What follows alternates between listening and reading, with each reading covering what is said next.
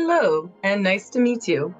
I'm Wendy, and I'll be the instructor for the Literacy Group's Language of the Road program. This will give you the vocabulary you need to be confident in taking the G1 driver's test. It's kind of like a pre-G1 class. When you have a solid understanding of the words associated with driving, you can focus your energy on passing the written exam. What's an odometer, for example? What does it do? If you don't know, come and find out. You'll get to know about street signs, rules of the road, and the important parts of a car.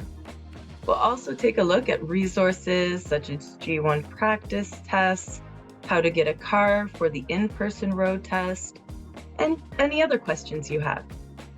The classes are online and you can complete the coursework when it fits your schedule. This program is generously funded by Toyota Manufacturing, so it's completely free. Having the option to drive can open up job opportunities that you might not have thought of before. I'm looking forward to helping you learn the language of the road. Thanks for watching.